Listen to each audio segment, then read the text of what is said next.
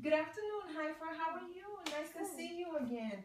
So today we're going to work on your cardiac assessment, abdomen, and lungs, okay? So starting with the lung assessment, I'm just checking your anterior chest for any scars or tissues, and your posterior back for any scars or tissues, and thus far it looks very clear.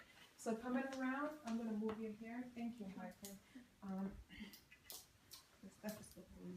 The first thing I'm going to do is palpate your spleen. I'm just making sure that it's midline and the vertebrae are appropriately spaced, and thus far it is. I'm going to use the pads of my finger just to check the thoracic entablement, and I'm going to go in between your scapular, underneath, and out. And now, I need you to say 99 for me, please. 99, 99, 99, 99, 99, 99. To check for thoracic and expansion, can you please inhale and exhale for me? I'm placing my finger at T10, and so far it's even and good. Thank you, Heather.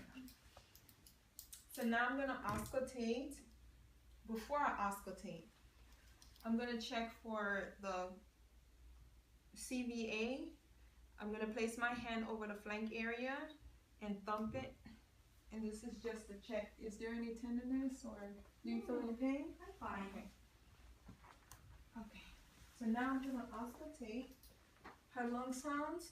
And at the very top, I'm supposed to hear bronchobesticular. Breathe in and out through your mouth for me, please. Thank you. And you want to make sure that you go in between the scapula and not over the bone, because you're listening for an air sound. In the lower lungs, you're supposed to hear vesicular lung sounds.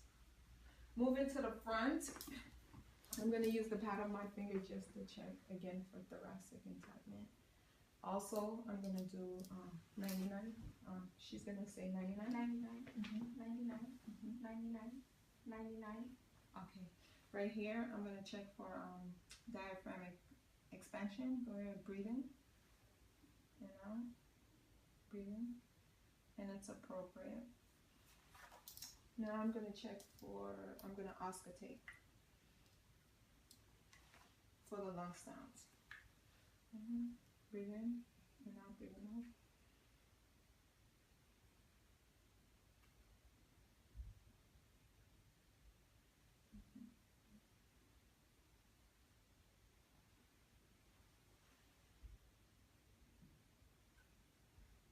Okay, and it sounds great, and that concludes the thoracic assessment. Okay. Now we're moving on. How long was that? Moving on to the cardiac system. The first thing I want to do is inspect the chest, and she hasn't had any previous surgeries and no marks on her chest. I'm going to check for bilateral radial pulse, posterior tubular pulse, and dorsalis pedis pulse. And all of those were even. I'm going to check the carotid pulse, but I'm looking for double pulsation for JVP. And the proper way of checking this is having the patient lie supine with the head of the bed 30-degree angle. All right, so I'm checking for the carotid on both sides, not at the same time. I'm going to auscultate.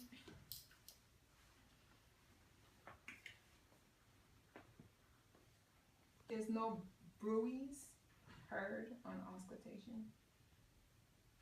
And now for the cardiac sounds, at the right sternal border, the aortic, pulmonic, Erb's point, the tricuspid, and the mitral. Using the diaphragm of the stethoscope, S2 is heard loudest at the aortic, the pulmonic. S1 splits at the tricuspid valve, and it's heard loudest at, S1 is heard loudest at the mitral valve. So while she's sitting up, lean forward for me, my friend. I'm going to use the bell of the stethoscope to listen for S4.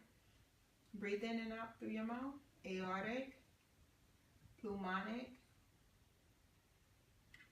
tricuspid, and a mitral valve. Okay, now I'm going to have her lay back and lean on her left side to check S3. So I'll use the bell of my stethoscope and go to the mitral valve,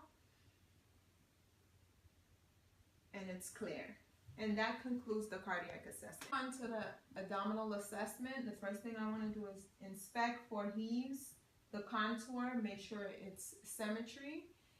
And then I want to auscultate the vowel sounds. Starting at the right lower border, moving over to the left lower border, left upper border, right upper border, and what I'm checking for is vowel sounds. And now I will check for the arteries. So find the abdomen, the umbilicus. To the left or to the right side of the umbilicus, the first artery is the aorta. Then you have renal artery, the iliac artery, and then the femoral artery. Now I want to palpate for the aorta artery. So I'm going to use my thumb and my index finger and palpate just below the umbilicus, and it shouldn't be no more than 2 centimeters. Okay. So now I'm going to percuss the abdomen, and I'm going to start clockwise and percuss the whole abdomen. It's down first. And this is the liver on the right side. Large and small intestines at the lower abdomen. And going up is the spleen. And you hear the sounds change because the organs are more, the sound is more dull. And that's the stomach. So now I'm going to measure the liver, and I'm going to start at the 5th intercostal space and work my way down. Okay, so right here is the liver because I hear a dull sound. Make my mark. Then from the upper right quadrant, I'm going to move up until I hear that dull sound again, which is right here. Make a mark. I'm going to use this ruler and measure it, so it should be no more than 5 to 6 centimeters, which is no more than 5 to 6 centimeters, so her liver is normal. Going over to the spleen, the mid-axillary line, the 11th intercostal space, I'm going to percuss. That is the first border.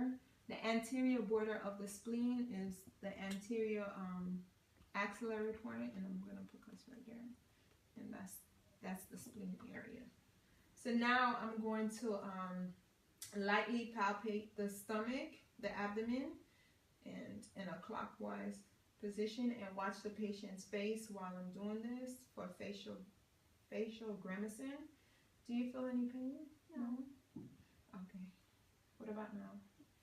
Oh, what about now? No? No? Okay. Now I'm going to palpate a little bit harder to see. Does she feel, do you feel anything? No. Okay. Alright.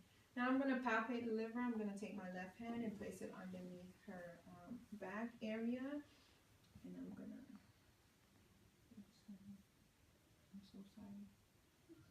Okay. And that's the liver. To palpate the spleen, I'm going to take my left hand, place it under the 10th, 11th intercostal space. And the spleen is not normally palpable, only unless it's enlarged. And that completes the abdomen assessment.